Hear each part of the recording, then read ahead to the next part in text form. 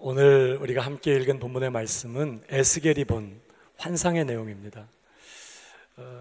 마른 뼈가 살아나는 환상이었습니다.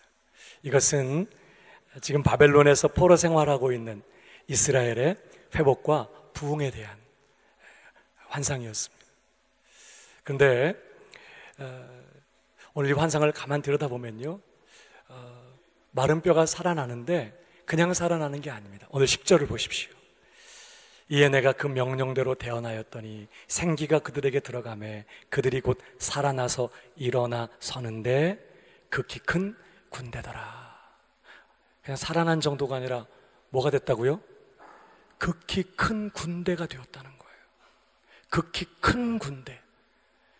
숫자적으로도 많은 것을 의미하지만 전쟁에 능한 아주 강한 군대를 의미하는 것입니다. 이 큰 군대는 1차적으로 바벨론 포로에서 회복될 이스라엘을 의미하고 있지만 멀리 신약시대의 교회를 내다보고 있는 것입니다. 지금 하나님께서 메시아의 시대에 새로운 백성들을 일으키실 거예요. 근데 그냥 살려내는 정도가 아니라 큰 군대 이루시겠다는 것입니다. 하나님의 영광을 위하여 일어나서 성령의 권능으로 하나님을 섬기며 폭풍처럼 적진을 향하여 달려가서 쓰나미처럼 적진을 초토화시키는 하나님의 군대. 이것이 우리 주님께서 꿈꾸시는 신약시대의 교회의 영적인 모습인 것입니다. 그냥 무덤 같은 공동체가 아닌 거예요. 전쟁에 능한 큰 군대. 이게 지금 주님이 기대하시고 바라시는 교회의 모습인 것이죠. 우리 새순교회는 어떻습니까? 하나님의 큰 군대입니까? 오늘도 하나님의 영광을 위하여 일어나 왕 되신 주 예수 그리스도를 따르며 성령의 권능으로 무장하고 사단의 견고한 진들을 쳐부수는 그런 하나님의 큰 군대입니까? 저는 우리 새순교회가 하나님의 큰 군대로 일어나게 되기를 주님의 이름으로 축복합니다. 우리 새순교회뿐만 아니라 이 땅의 모든 주님의 교회들이 하나님의 영광을 위하여 일어나 위로부터 부어주시는 성령의 권능에 붙잡힌 바 되어서 적진을 초토화시키며 세상 구석구석에 하나님 나라를 힘있게 확장시켜가는 그런 하나님의 군대로 일어나기를 주님의 이름으로 축복합니다. 그러기 위해서 우리에게 필요한 게 뭘까요? 오늘 본문이 우리에게 그것을 가르쳐줘요.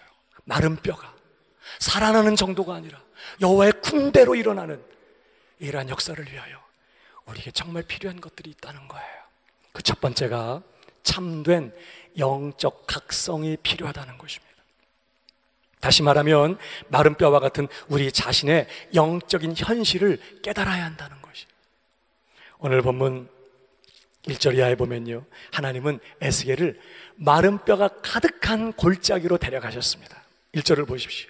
여호와께서 권능으로 내게 임재하시고 그 영으로 나를 데리고 가서 골짜기 가운데 두셨는데 거기 뼈가 가득하더라. 근데 2절을 보세요. 나를 그 뼈 사방으로 지나가게 하시기로 본즉 그 골짜기 지면에 뼈가 심이 많고 아주 말랐더라. 여러분이 마른 뼈는 그 당시에 지금 바벨론에서 포로 생활하고 있는 이스라엘의 영적 상태를 상징하고 있습니다. 그런데 지금 하나님께서 에스겔로 하여금 그 뼈 사방으로 지나가게 하셨다는 거예요. 보라는 것입니다. 지금 이스라엘이 얼마나 마른 뼈와 같이 무능하고 소망 없는 그런 상태에 있는지를 보라는 거예요. 여러분, 그 골짜기에서 에스겔은 뭘 깨달았을까요? 그 마른 뼈들을, 그 뼈가 가득한 아주 마른 그 뼈 무더기들을 보면서 뭘 깨달았을까? 이게 우리 모습이구나. 그래도 우리에게 소망이 있다고 생각했는데 우리가 완전히 마른, 정말 소망 없는 그런 뼈다귀구나. 하나님께서 다시 살리시는 그 은혜 없이 정말 아무런 소망도 없는 그런 마른 뼈에 불과하구나. 에스겔은 그것을 깨달아야 했던 것이죠. 여러분, 오늘 이 내용이 뭘 의미할까요?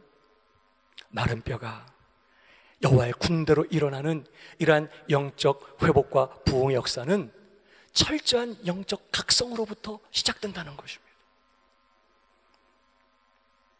하나님, 나는 마른 뼈에 불과합니다. 나는 완전히 소망이 없습니다. 내겐 생명도 능력도 뜨거운 열정도 구원의 감격도 사랑도 하나님, 내겐 아무것도 없습니다. 나는 싸늘한 시체요, 무력하고 소망 없는 마른 뼈에 불과합니다. 나는 다시 하나님께서 살려내시는 부흥의 역사가 절대적으로 필요한, 하나님, 나는 마른 뼈에 불과합니다. 이러한 철저한 영적 각성 없이 회복과 부흥의 역사는 불가능하다는 거예요.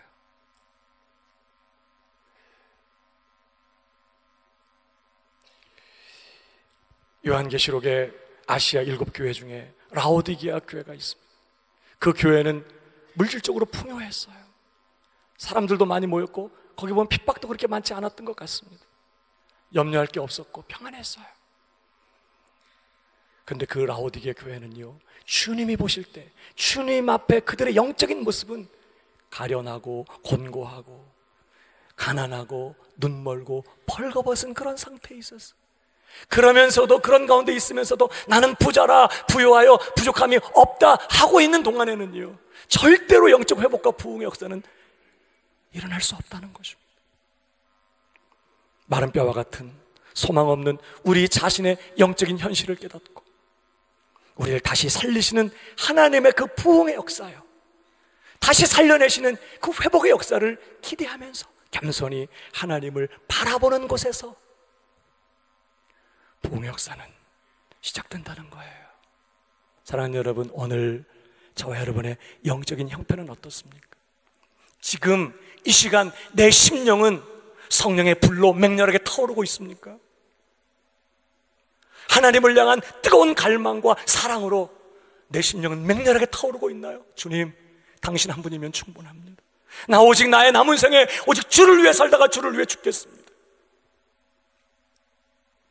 내 심령은 구원의 감격과 기쁨으로 충만합니까? 오늘 지금 이 시간 내 심령은 예수 그리스도로 가득한가요? 은혜가 충만하고 성령이 충만하고 믿음이 충만하고 사랑이 충만하고 긍휼이 충만하고 기쁨이 충만하고 하나님을 향한 맹렬한 사랑의 불이 내 심령에서 막 타오르고 있냐고요. 그게 아니면 살아있는 거 아닙니다. 신자의 심령에 불이 없다면 살았으나 뭐 껍데기만 있는 거지 실상은 죽는 거예요. 네가 뜨겁든지 차갑든지 안 믿든지 믿으려면 뜨겁든지 둘 중에 하나예요. 오늘 내 심령이 지금 이 시간 성령의 불로 맹렬하게 타오르고 있지 않다면, 하나님을 향한 갈급함, 그 갈망, 그 사랑, 그 하나님을 경외하는 그 심령, 사나 죽으나 오직 주를 위해 살기를 원하고 내 심령이 그리스도로 가득한, 그리고 기쁨이 충만하고 감사가 충만한 이런 상태라고 말할 수 없다면 살아있는 거 아닙니다. 마른 뼈와 같은 그런 상태에 있는 거예요. 그러나 오늘 하나님은 그러한 마른 뼈와 같은 우리 영적 상태를 역전시켜서 여호와의 군대로 일으키시겠다는 거예요. 중요한 것은 뭐예요?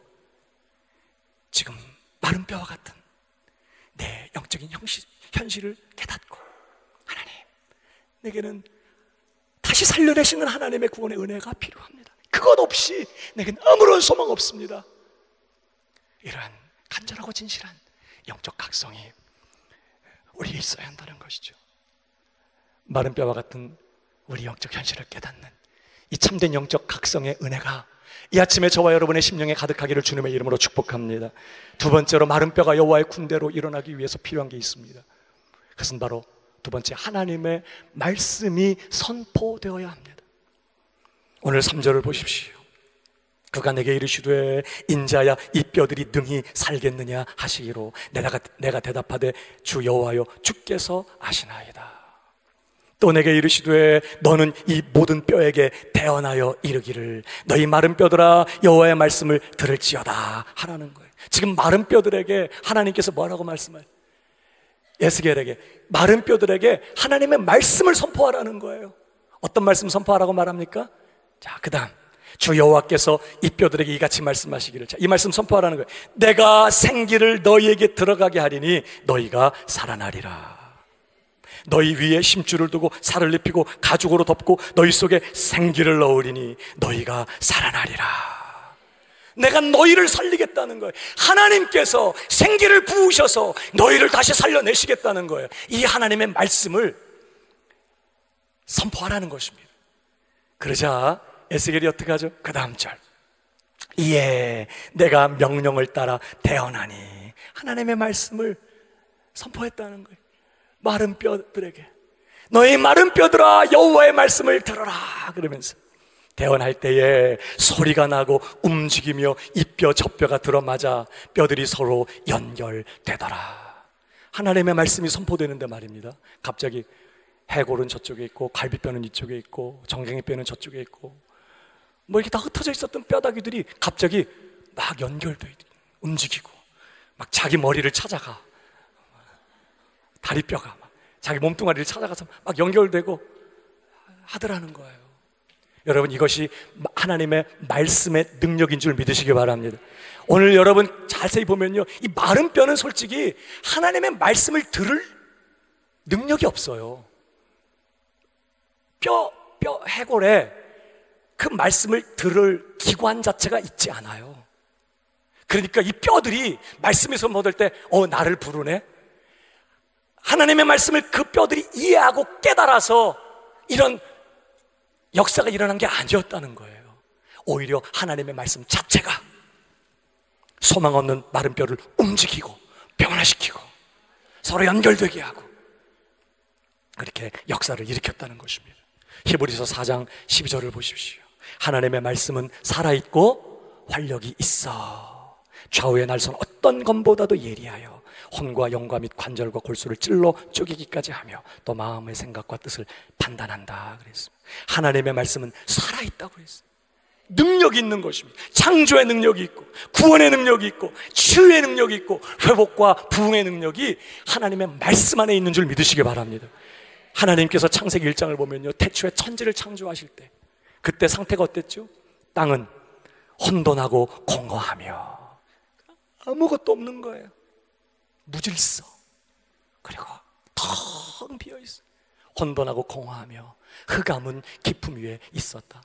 빛 한 줄기도 없는 흑암 그 자체, 아무것도 없는 그 상태, 온통 무질서만 가득한 그런 상태. 그때 하나님께서 첫날 여호와 하나님이 가라사대 빛이 있으라 하심에 빛이 있었고, 그 어둠이, 그 혼돈함이, 그 공허함이 그 하나님의 말씀을 알아먹고 뭔가를 한 게 아니었다는 거예요. 하나님의 말씀 자체가 능력이 있어서 빛을 만들어낸 것입니다. 그 빛이 하나님의 보시기 어땠어요? 좋았더라. 혼돈하고 공허, 흑암이 깊은 것은 하나님이 보시기 좋은 상태가 아니에요. 그러나 그곳에 하나님의 말씀이 선포되었어요. 가라사대. 그러자 하나님이 보시기 좋은 아름다운 빛이, 둘째 날에도 하나님이 가라사대, 셋째 날에도 하나님이 가라사대, 넷째 날에도 하나님이 가라사대, 매일같이 가라사대, 가라사대, 가라사대 하나님의 말씀이 선포된 것입니다. 그러자 결국 혼돈하던 그곳에 질서가 잡히기 시작하고 공허하던 곳이 충만해지고, 그리고 흑암이 깊음 위에 있던 곳이 하나님이 보시기에 심히 좋은 그런 모습으로 정말 변화되었다는 것입니다. 하나님이 보시기 좋은 것들로 가득하게 됐다는 거예요. 이것이 말씀의 능력입니다. 그러므로 마른 뼈가 여호와의 군대로 일어나는 역사를 경험하려면요, 줄기차게 계속해서 하나님의 말씀이 선포되어야 하는 것입니다. 듣든지 아니 듣든지, 깨닫든지 깨닫지 못하든지 하나님의 말씀이 우리가 함께 이렇게 모일 때마다 이 강단에서는 줄기차게 가감없이 하나님의 말씀이 계속해서 선포되어야 하는 것입니다. 그럴 때 말씀을 듣는 우리는 어떻게 해야 될까요?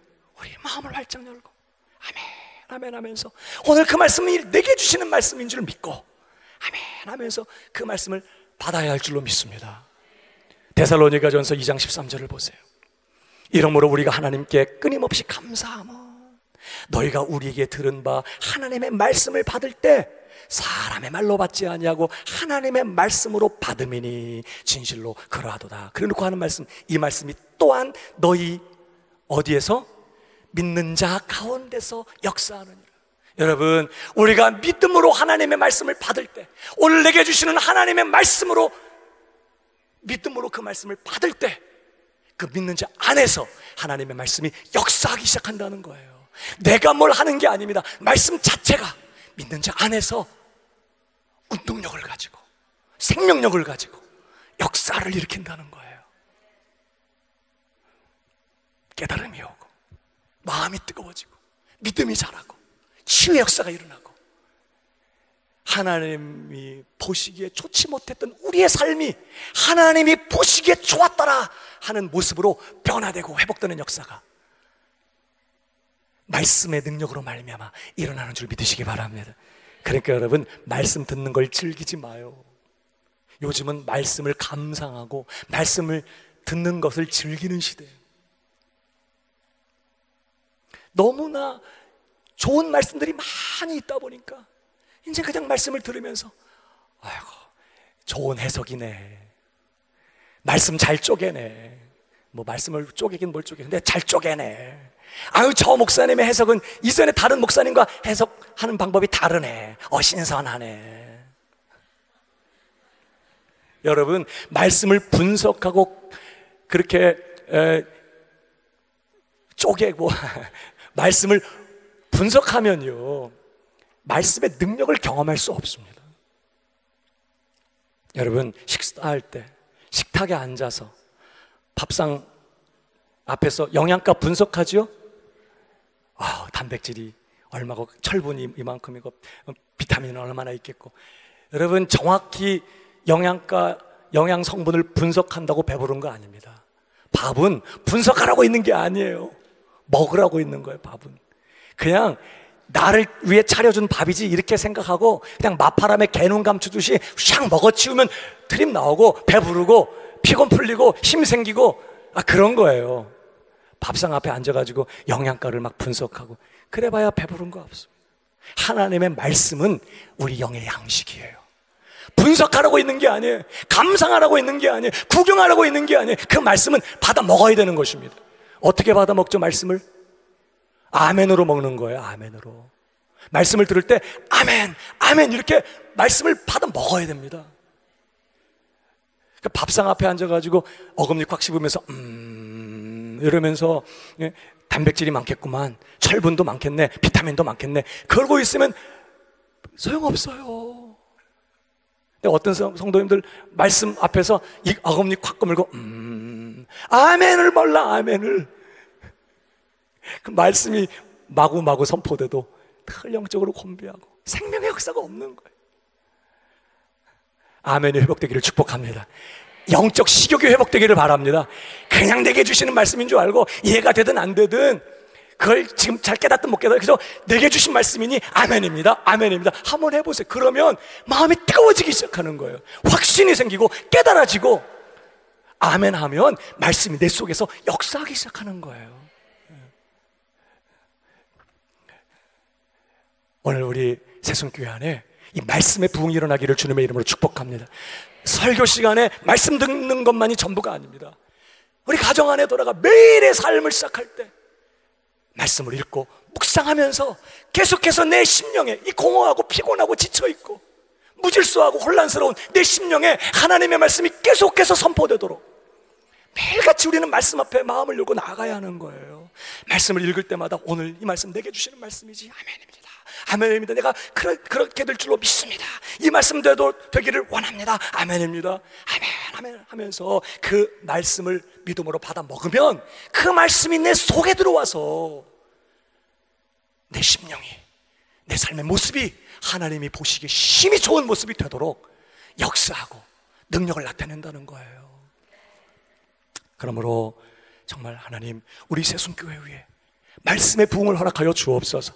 우리 성도들이 영적 식욕이 회복되게 하여 주셔서 줄이고 목마른 마음으로 말씀을 향하여 달려가게 하여 주시고, 늘 하나님의 말씀이 선포될 때 내게 주시는 하나님의 말씀으로 믿고 아멘 아멘 하면서 그 말씀을 받아서 우리의 심령이 변화되고 살아나고 치유가 일어나고 회복과 부흥 역사가 일어나는 우리 새순교회가 되기를 주님의 이름으로 축복합니다. 마른 뼈가 여호와의 군대가 되기 위해서는요, 하나님의 말씀이 선포되어야 했어요. 뿐만 아니라 세 번째로, 그러나 이것만 갖고 부족해요. 말씀만으로는 교회가 능력 충천한 하나님의 군대로 일어서는 것은 불가능해요. 또 하나가 필요해요. 그것은 바로 세 번째, 하나님의 생기를 경험해야 한다는 것입니다. 8절을 보십시오. 내가 또 보니 그 뼈에 힘줄이 생기고 살이 오르며 그 위에 가죽이 덮이나 그 속에 생기는 없더라. 뭐가 없어요? 생기는 없어. 말씀을 선포했더니요, 막 뼈들이 막 움직여가지고 자기 자리를 잡아요. 사람의 모양을 갖추는 것입니다. 그러더니 여기 있는 것처럼 뼈에 힘줄이 생기고 살이 오르고 그 위에 가죽이 덮였어요. 사람의 모양을 다 갖춘 것입니다. 그럴듯한 모습을 갖추었어요. 그러나 생기가 없었다는 거예요. 그러니까 생기가 없으니까 흉측한 뼈에 살이 돋고 힘줄이 생기고 가죽은 덮이고 사람의 모양은 갖추었지만 아직도 싸늘한 시체일 뿐이에요. 모양은 달라졌어요. 겉모습은 좀 바뀌었습니다. 그러나 여전히 무감각하고 무력한 시체일 뿐이에요. 때깔 좋은 시체, 몸매 좋은 시체, 풍채 있는 시체. 시체는 전투력이 없어요. 적들이 와서 짓밟으면 그냥 짓밟혀요. 적들이 와서 목을 따고 팔을 잘라내고 다리를 잘라내면 속수무책 당할 수밖에 없다고요. 때깔 좋은 시체에 불과한 거예요. 지금 생기가 없으니까. 불행하게도 오늘날 많은 교회들이 이 상태에 머물러 있다는 것을 아십니까? 말씀을 잘 가르쳐요, 교회가. 성도들이 말씀의 은혜를 받습니다. 감동도 받아요. 삶의 변화도 경험합니다. 경건한 신앙의 모습도 갖추었습니다. 그러나 여전히 삶의 현장으로 돌아가면 무능하고 무력해요. 교회 안에서 예배 드릴 때는 경건한 모습을 갖추었고 믿는 사람 같은데 막상 가정에 돌아가서 믿음 약한 남편과 한판 뜰 때는 이 신자가 아니야, 안신자, 노집사님. 교회 안에서 예배 드릴 때는 신자 같은데 열정을 가지고 찬양할 때는 정말 그럴듯한데 세상에 나아가서 직장 생활할 때, 사업할 때는 아무런 능력이 없어. 너무나 무능해요. 내 안에 역사하는 죄를 이길 힘이 없어요. 세상을 이겨낼 힘이 없는 거예요. 원수 마귀의 그 강력한 시험과 유혹을 견디고 이겨낼 힘이 없어. 시체와 같아요. 이유가 뭐라고요? 그 속에 생기는 없더라. 이게 문제인 거죠. 여러분, 여기 생기가 무엇입니까? 오늘 14절에 보니까 그 생기를 이렇게 설명하셨어요. 내가 또 내 영을 너희 속에 두어 너희가 살아나게 하겠다. 이 생기가 누구를 의미한다고요? 바로 하나님의 성령을 의미합니다. 그러므로 말씀 듣고 깨닫고 말씀에 은혜 받는 정도로 만족해서는 안 된다는 거예요. 오늘 내가 말씀 들으면 눈물이 흘렀어, 깨달음이 왔고 감동이 왔어, 그것으로 만족해서는 안 된다는 거예요. 내게 주신 말씀대로 사라지는 능력이 임해야 되는 것입니다.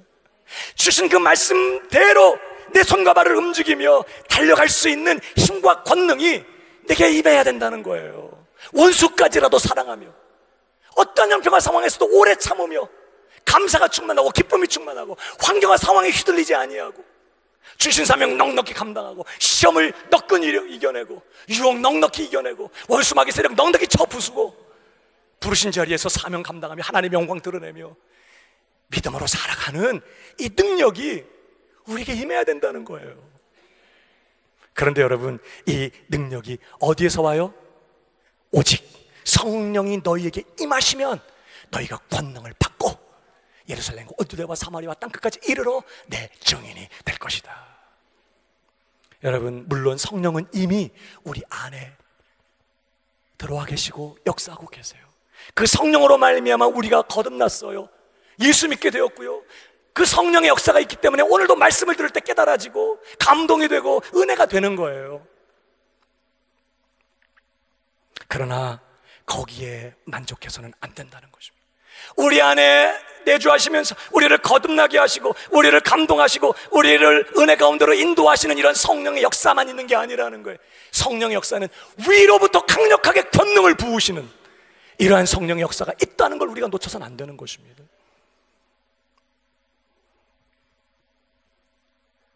성령께서 강력하게 위로부터 마치 폭풍처럼 나를 덮치시고 불꽃처럼 내 심령에 불을 지피시는 이러한 역사가 임할 때 드디어 나는 내 안에서 역사는 죄를 이길 수 있어요. 여러분, 바다가 깊어서 빠져 죽는 거 아닙니다. 수영 못해서 빠져 죽는 거예요. 우린 자꾸 환경과 상황을 탓해 죄가 너무 강력하게 유혹하고 시험이 너무 컸기 때문에 아담이 너 왜 따먹었냐?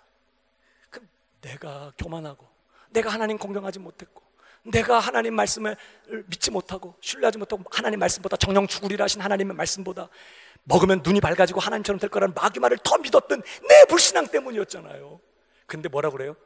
당신이 나와 함께 하라고 주신 저 여자분 때문에. 너는 또 왜 그랬냐?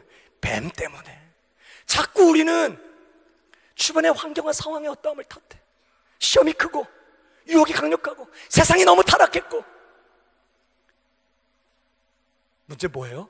그걸 이겨낼 능력이 내 안에 없었던 것이죠. 내 안에 역사는 죄의 세력을 이겨낼 힘이 없었고 강력하게 공격하는 유혹과 시험을 이겨낼 능력이 내 안에 없었고 원수 마귀의 공격을 돌파하고 쳐엎고 믿음의 길을 달려갈 힘과 능력이 내게 없었기 때문인 것이죠. 그러나 성령이 우리에게 부어지면 우리가 권능을 받고 죄를 이기고 세상을 이기고 원수 마귀를 이기며 넉넉히 사도행전의 역사를 이루어내는 줄 믿으시기 바랍니다. 오늘날 많은 성도들이요 그냥 예배 시간에 은혜 받는 정도로 만족하고 있어. 그러나 세상에 나가서는요 너무 무력해. 그 교회는 이렇게 많고 십자가는 그렇게 많이 걸려있고 세상에는 아무런 변화도 일어나지 않아. 무력하게 타협하면서 은밀한 죄에 굴복하며 그렇게 신자들이 살아가요. 내 안에 역사하는 죄를 이기며 원수 마귀의 시험과 유혹을 이겨낼 힘과 능력이 없어요. 성도들의 심령 안에. 이유가 뭐라고요? 위로부터 부어주시는 강력한 성령의 역사를 체험하지 못했기 때문에. 마른 뼈가 여호와의 군대로 일어나려면 폭풍처럼 내게 임하셔서 불꽃처럼 내 심령을 불지르시는 그리고 권능을 주시는 이 성령 역사를 체험해야 될 줄로 믿습니다. 내가 성령의 불세례를 받았나? 이렇게 생각이 들면 안 받은 거예요. 거듭나는 역사는 성령님이 우리 안에 오셔서 거듭나서 예수 믿게 하고 우리를 말씀 깨닫게 하고 이런 역사는요 우리가 잘 의식하지 못하는 상태에서 일어나. 어느 날 내가 예수 믿게 된 거예요. 자꾸 시간이 갈수록 내가 주님을 바라보게 되고 자꾸 믿음으로 살게 돼요. 어떨 때 넘어지기도 하고. 내가 거듭나서 예수 믿게 된 것은 마치 바람이 임의로 부는 것처럼 어디서 와서 어디로 가는 걸 알지 못하는 것처럼 그렇게 일어나요. 그러나 성령의 불세례는 달라요. 성령의 불세례가 임하면 나도 알고 옆에 있는 사람도 알아. 성령 받았다, 변화됐다. 그의 삶에 능력이 나타나고 자기도 알고 남도 알아요. 사랑하는 여러분, 오늘 저와 여러분의 삶에 이 폭풍처럼 불꽃처럼 우리에게 임하시는 위로부터 강력하게 우리를 사로잡으시는 이 강력한 성령의 역사를 체험하게 된 은혜가 있기를 주님의 이름으로 축복합니다. 그런데 여러분, 이런 생기의 역사를 어떻게 체험하게 되죠? 이런 생기의 역사를 체험하기 위해서 필요한 게 뭐죠? 오늘 보세요. 9절. 또 내게 이르시되 인자야 너는 생기를 향하여 대언하라. 생기가 없어요. 그러니까 이제 하나님께서 생기를 향하여 대언하라는 거예요. 전에는 마른 뼈를 향하여 대언하라고 했는데 이번에는 생기를 향하여. 생기에게 대언하여 이르기를 주 여호와께서 이같이 말씀하시기를 생기야 사방에서부터 와서 이 죽음을 당한 자에게 불어서 살아나게 하라 하셨다 하라. 생기가 불어오도록 이번에는 생기를 향하여 대언하라는 거예요. 우리식으로 말하면 어떻게 하라는 거죠? 성령의 은혜를 구하라는 것입니다. 우리에게 약속하신 성령을 부으시는 그 하나님을 향하여, 하나님, 우리에게 약속하신 그 성령을 우리에게 허락하여 주시옵소서. 우리에게 불어오시기를 그 성령님을 기대하며, 성령이여 내게 임하여 주시옵소서. 성령님 오셔서 강력하게 역사하여 주옵소서. 우리 전부를 당신 손에 맡겨드리오니 성령님 오셔서 우리 가운데 일하여 주옵소서. 성령의 역사를 구하라는 거예요. 하나님께, 성령님께. 오늘 그래서 에스겔이 어떻게 합니까? 10절, 생기를 향하여 대언하라고 할 때, 이에 내가 그 명령대로 대언하였더니, 그 뭐 딴 거 아닙니다. 그냥 생기야 사방에서부터 불어와서 이 죽음을 당한 자에게 들어가 살아나게 하라. 하나님의 약속을 붙잡고 말씀을 붙들고 그렇게 담대하게 생기를 향하여 외쳤어요. 그러자 어디서부터 불어오는지, 사방에서부터 생기가 확 불어와서 생기가 그들에게 들어가매 그들이 곧 살아나서 일어나 서는데, 사람만 난 게 아니라 뭐라고요? 극히 큰 군대더라. 사랑하는 여러분, 이 생기의 역사가 불어와야, 하늘로부터 이 생기가 부어져야 마른 뼈들이 살아나는 정도가 아니라 여호와의 군대가 되는 줄 믿으시기 바랍니다. 중요한 건요, 하나님께서는 오늘도 간구하는 자에게, 구하는 자에게 이 성령을 주시겠다고 약속하셨어요. 여러분, 누가복음 11장 13절을 보십시오. 같이 읽어봅니다. 시작. 악할지라도 좋은 것을 자식에게 줄 알거든 하물며 너희 하늘 아버지께서 구하는 자에게 성령을 주시지 않겠느냐. 아버지, 떡이 먹고 싶어요. 그러면 돌을 주는 아버지가 어딨냐? 아버지, 고기 먹고 싶어요. 그럴 때 징그러운 뱀을 집어주면서 했다 먹으라 할 아버지가 어디 있겠냐는 거예요. 너희가 악한 자라도 자식이 뭘 구하면 좋은 것으로 줄 알거든 하물며 하늘에 계신 너희 아버지께서 너희를 위하여 독생자도 아낌없이 내어줄 만큼 너희를 편드시고 아끼시고 귀히 여기시고 사랑하시는, 가장 좋은 것을 주시기 원하시는 너희 하늘 아버지께서 구하는 자에게 뭐 주시지 않겠냐? 성령을 주시지 않겠느냐. 지금 이건 제자들에게 하신 말씀이에요. 이미 성령으로 거듭나 예수님을 믿고 따라가는 그 제자들에게 구하는 자에게 성령 주실 것이니 성령을 구하라고 그렇게 말씀하고 있는 것이죠. 그러니까 방법이 없어요. 하나님께서 이미 사랑하시고 약속하셨고 주시기를 원하시는 것일지라도 구해야 주신다는 거예요. 안 구하면요, 옆 사람에게 얘기해 주세요. 국물도 없어요. 없어. 그러므로 우리는요, 위로부터 임하셔서 우리를 살리시고 우리를 권능 있게 하시고 마른 뼈와 같은 우리를 여호와의 군대가 되게 만드시는 이 생기의 역사를 위하여, 이런 강력한 성령의 역사가 우리에게 부어지기를 소망하면서 기도하고 또 기도해야 된다는 거예요. 기도. 구하는 자에게 성령을 주시겠다고 하셨으니까. 예수님의 제자들을 보십시오. 그들은 모두 강력한 이 성령의 역사를 경험하기 전까지는요, 다 겁쟁이들이었습니다. 대표적으로 베드로를 보십시오. 3년 동안 예수님 따라다니, 다 버리고 예수님 따라다니, 정말 성령으로 하지 않고는 예수를 주시라 할 수 없다고 그랬잖아요. 베드로가 성령으로 거듭나게 됐어요. 예수님을 주님으로 알아보고 하나님의 아들로 알아보고 자기 모든 거 버리고 따라 나섰어요. 3년을 따라다니면서 예수님의 말씀을 들었습니다. 얼마나 많은 말씀을 들었겠어요. 예수님께 직접 배운 거예요, 하나님 말씀을. 예수님이 행하시는 기적도 다 보았습니다. 주님 잡히기 전날 밤에, 잡히시기 전에 다 나를 버리고 떠나갈 것이다 너희가. 주님, 다 버릴지라도 나는 결코 주님 버리지 않겠습니다. 죽는 자리까지 난 주님 따라가겠습니다. 정말 열심도 있는 사람이었다고요. 그런데 주님께서 끌려가셔서 신문을 당하실 때 이 베드로가 어떻게 해요? 저주하고 맹세까지 하면서 예수님 부인하고 말았어요. 그거 준비한 거 아닙니다. 예수님 끌려가면 내가 부인해야지. 그거 어떻게 부인해야 될까? 말 생각하고 미리 준비했던 거 아니에요. 절대 그러지 않으려고 했었고, 그의 중심은 주님을 향해 진실했어요. 그런데 속수무책으로 무너지고 만 것이죠. 여러분, 베드로에게 말씀이 없었어요. 그는 예수님을 믿었고 말씀도 깨달았고 성령의 역사로 거듭났고, 그는 성령의 감동으로 주는 그리스도시요 살아계신 하나님의 아들이십니다 고백한 사람이에요. 예수님께서 둘씩 제자들을 전도파송 보내셨을 때 성령의 능력을 힘입고 예수의 이름으로 귀신들을 쫓아내고 돌아와서 주여 주여 우리가 주의 이름으로 귀신을 쫓아냈습니다. 하늘에서 원수가 번개처럼 떨어지는 건 나도 보았다. 그러나 너희 이름이 하늘에 기록된 것 때문에 기뻐하라. 구원받은 하나님의 자녀들이고 성령으로 거듭난 사람들, 예수 믿는 자들이고 하나님의 말씀을 다 아는 사람들이. 그런데 문제는 이 베드로, 다른 제자들도 마찬가지, 위로부터 부어주시는 이 강력한 성령의 역사를 체험하지 못하니까 결정적인 순간에 다 무너지고 말더라는 거예요. 힘이 없어요. 그 상황을 넘어갈, 그 시험을 돌파할, 그 상황 속에서 믿음으로 결정하고 선택하며 나아갈 힘과 능력이 없는 거예요. 마음은 원이라도 안 되는 거죠.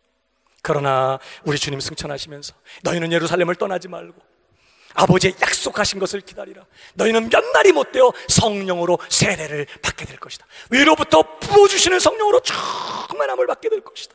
그 성령이 너희에게 임하시면 너희는 권능을 받게 될 것이고 땅끝까지 내 증인 될 것이다 하실 때 베드로와 제자들은 이 말씀이 무슨 말씀인지를 알아먹었어. 그래서 그들은 한 곳에 모여서 간절히, 약속하셨으니까 그냥 기다리면 그냥 오지 않을까요? 근데 마치 엘리야가 내가 온 지면에 비를 내리리라 하신 그 약속의 말씀을 붙들고 갈멜산 꼭대기로 올라가서 마치 하나님께서 그 약속을 잊어버리기라도 한 것처럼 하나님 약속하신 대로 온 지면에 비를 내려 주시옵소서. 자기 머리를 무릎 사이에 놓고 간절하게 자기 종을 7번까지 보내면서, 이 말은 뭐예요? 언제까지 기도하겠다는 거예요? 약속이 이루어져서 하늘이 열리고 정말 그 단비가 쏟아 부어질 때까지 이 자리를 떠나지 않고 기도하겠다는 거죠. 간절히 기도하고 또 기도하다가 드디어 구름이 일어나고 드디어 비가 쏟아진 것처럼 오늘 이 약속하신 하나님의 이 약속하신 것을 기다리라는 말씀을 알아먹은 이 제자들이 한 곳에 모인 거예요. 갈멜산의 엘리야처럼 그들은 목놓아 하나님을 향하여 울부짖었어요. 하나님, 이대로 안 됩니다.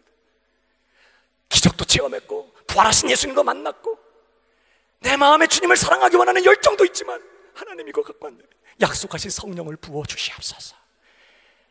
약속하신 성령으로 세례를 베풀어 주시옵소서. 간절히 기도하고 성경 뭐라고 말하죠? 그들이 전혀 기도에 힘쓰니라.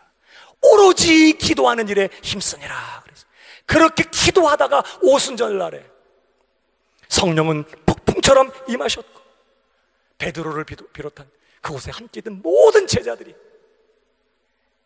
성령의 권능을 받고 그 겁 많았던 사람들이 사도행전의 주역이 되는 역사가 일어났던 것이죠. 구하는 자에게 성령을 주시리라. 그 유명한 감리교의 창설자였던 요한 웨슬레 말입니다. 이분은 굉장히 경건하고 학식 있는 목회자였어요. 그런데 이 요한 웨슬레도요, 위로부터 임하시는 강력한 성령의 역사를 경험하기 전까지는요, 목회 실패한 사람이었어요. 너무너무 목회가 힘들고 어려운 거예요. 언제 목회 그만둬야 되나, 목회를 그만둘 것을 고민하던 사람이었다고요. 학식이 많은 사람, 얼마나 경건했던 사람인지 몰라요. 그럼에도 불구하고 성령 역사가 없으니까 그렇게 목회가 힘든 거예요. 고민하고 갈등하고. 그러던 어느 날 1738년 5월 24일에 그의 강력한 성령의 역사가 임했어요. 그러자 그는 교회 부흥사의 획을 긋는 권능 있는 목회자로, 복음 전도자로 그런 변화되게 됩니다. 찰스 휘인이라는 사람, 19세기 미국 대부흥의 주역이었던 이 사람도요, 성령의 능력을 받기 전까지는요 정말 냉담함과 갈등으로 똘똘 뭉친 형식적인 신자였어요. 그러나 그가 성령의 뜨거운 은혜를 체험하고 난 다음에는 수많은 영혼들을 그리스도 품으로 인도하는 능력 있는 전도자가 되었던 거예요. 학식으로 되는 게 아닙니다. 경험 갖고 되는 게 아니에요. 기술과 능력 갖고 되는 게 아닙니다. 오직 나의 신으로 되느니라. 위로부터 약속하신 그 성령의 불세례를 받고 하늘로부터 임하시는 그 권능에 붙들리게 될 때 미천하고 정말 진흙덩어리에 불과한 우리 인생이 넉넉히 사명 감당하며 하나님의 영광을 드러내면서 불꽃처럼 우리의 남은 생애를 살아가는 사도행전의 주역이 된다는 거예요. 마른 뼈와 같은 우리가 여호와의 군대로 일어나게 될 수 있다는 것입니다. 그러므로 우리도 하늘의 생기를 경험하기 위하여, 그러한 강력한 하나님의 성령의 역사를, 그 약속하신 성령의 역사를 우리 것으로 삼기 위하여 우리도 줄기차게 기도의 자리에 나아가 부르짖고 기도하고. 언제까지 기도해야 될까? 이렇게 많이 기도했는데 받은 것 같기도 하고 안 받은 것 같기도, 안 받았다니까 아직. 받을 때까지. 그 항상 기도하고 낭망치 말아야 될 것을 비유로 하여, 한 과부가 그 불의한 재판장에 가서 원한을 풀어달라고 그렇게 하니까 이 재판장이 귀찮아서라도 들어줬대잖아요. 하물며 너의 하늘에 계신 너의 아버지께서 사랑하는 자녀들이 그것도 약속하신 그거 이루어달라고 기도하는 거, 그거 안 들어주시겠냐? 속히 응답하시리라. 그러나 인자가 올 때 믿음을 보겠느냐? 문제는요, 하나님께서 지체하시는 상황같이 느껴지는 때가 있어요. 기도하는데 응답이 더딘 거예요. 그렇게 응답이 더딜 때 하나님이 하시는 일이 있거든요. 예수님의 제자들도 그 열흘 동안 기도하면서 가룟 유다 문제를 해결했어요. 회개하는 것입니다. 그리고 나서 기도의 응답으로 성령이 왔던 것이. 그러니까 반드시 우리가 부르짖는 기도, 하나님이 응답하시는 줄 믿으시기 바랍니다. 더디더라도 반드시 응답을 하시는 거예요. 그러니까 하늘이 갈라지고 불이 내 심령에 쏟아부어질 때까지, 폭풍처럼 성령의 역사가 내 삶을 덮칠 때까지 이 자리를 떠나지 않겠습니다 하고 간절하게 부르짖는 기도가 우리 안에 있어야 될 줄로 믿습니다. 오늘날 세상 사람들은요, 더 이상 교회에 소망 없다고 말합니다. 교회를 출석하고 있는 성도들조차도 더 이상 교회에 소망 두지 않아요. 모임이 점점 힘들어져요. 모이는 게 어려워. 요새는 무슨 청년 집회도 쉽지가 않아요. 잘 안 모여. 청년들은 계속해서 교회를 빠져나가고 있어. 젊은이들이 계속해서 교회를 떠나고 있지만 교회는 그 청년들을 교회 안에 붙들어 놓을 힘과 능력이 없어요. 조명을 바꿔주고 음향 시스템을 좋은 곳으로, 비싼 곳으로 바꿔준다고 아이들이 변화되는 게 아니거든요. 주일학교가 자꾸 쇠퇴하고 교인들이 줄어들고 세상을 향한 교회의 영향력이 현저하게 사라져가는 모습을 우리 성도들이 보면서 교회들 안에 뿌리 깊은 패배주의, 절망, 낙심이 가득해요. 이제 교회 소망 없다는 거예요. 부흥, 사도행전이 약속하고 있는 모든 시대의 주의 교회들이 누려야 할 그 부흥, 우리 시대는 그런 거 옛날 얘기고 그거 불가능하다는 거예요. 그건 성경에나 있는 얘기지, 우리에게는 그런 거 불가능하다는 거예요. 그러나 사랑하는 여러분, 오늘도 하나님의 생기가 임하면, 위로부터 부어주시는 성령의 역사가 우리를 덮치게 되면 아무리 마른 뼈와 같은 교회라도 능력 충천한 하나님의 군대로 일어나게 되는 줄로 믿습니다. 이제 우리 교회 창립 20주년이 다가오고 있어요.